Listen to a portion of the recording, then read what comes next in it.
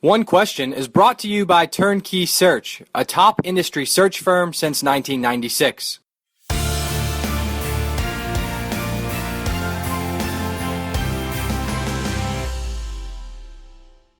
Maybe you weren't the first AD that heavily used Twitter for communication purposes with your fans, donors, etc.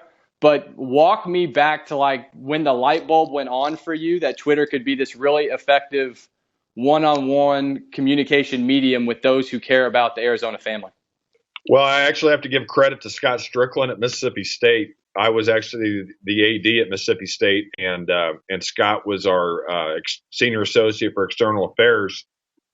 And he started telling me about Twitter and showed me a little bit about it. I think I had a Facebook account at that point.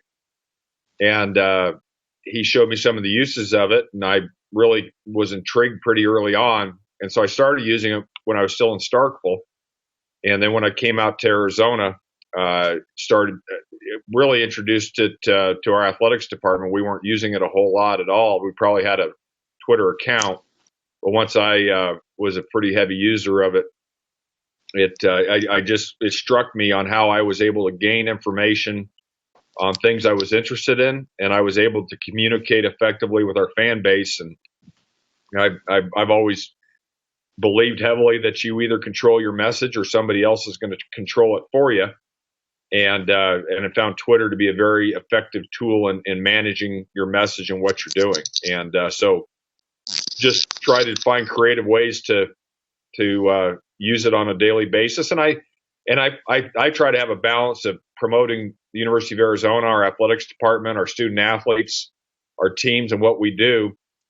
And then at the same time too, I try to put a little some personal things out there as well about me, about my family, about some interests that I have, just so people, in some ways, for lack of better terms, it probably you humanize yourself. I knew I could say that a little bit and let people know that you've got things that you're interested in. One of the things I've really done lately that I really enjoy is sometimes I'll be on a flight and got a few hours to spare, and I'll start doing a Twitter chat with our fans and let them start asking me questions just with very short or no notice, and they seem to respond very well to those things. And the media seems to cover it, so it's been a great tool, and I'm really glad it's out there. We try to use it a lot.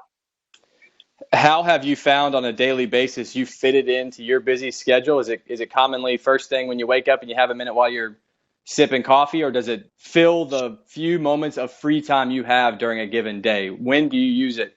Yeah, I probably look at Twitter in the morning. And in fact, I'm sure he won't mind me sharing this conversation. I had a conversation with Pat Forty one time, who was with ESPN then and now Yahoo. He's an old newspaper guy. And he reads Twitter before he reads the newspaper, and I actually probably do as well. Now I still read the paper, and I read your clip articles too. But it's something that it's changed the way that news is processed, the way it's communicated, because it happens so quickly that you have to stay on top of it because of what Twitter brings to you. And so I really have found, and then usually sometime middle of the day, I'll take a look at it. And then sometimes at night, I'll look at it as well. And then I try not to be on it too much, just so I'm not the rare night that I have at home that I'm not neglecting my family. But it's been a great way to stay on top of what's going on in the world. From a volume standpoint of mentions that you receive, other than when you do your chats with Arizona fans, give us a ballpark of how many tweets per day have your handle in it that you review and go, that's interesting, I'm going to respond to that one, versus some you just pass by. Is that hundreds, dozens? What's the daily average volume, you think? Oh, yeah, rarely is it over 100. I don't reply to all of them. I kind of pick and choose because I don't want to set the stage to where there's an expectation that you do respond to every single tweet that mentions you. But I try to take a half dozen or so, and try to respond every few days, and that seems to work pretty well. And sometimes if somebody's being congratulatory about anything, you try to respond to those. at least with a heart, I like the like button.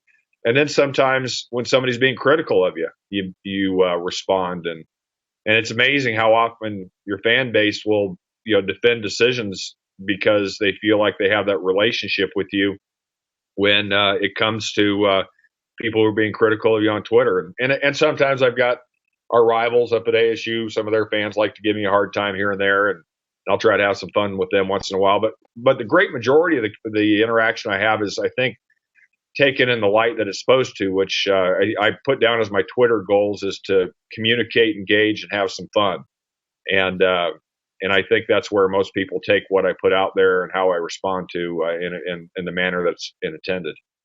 And that's today's One Question, brought to you by Turnkey Search, a top industry search firm since 1996. One Question is designed to give D1 Ticker subscribers valuable insights on how executive leaders in college athletics think about key issues on their respective campuses, in their departments, or within their leagues and conferences. One Question is brought to you by Turnkey Search, a top industry search firm since 1996.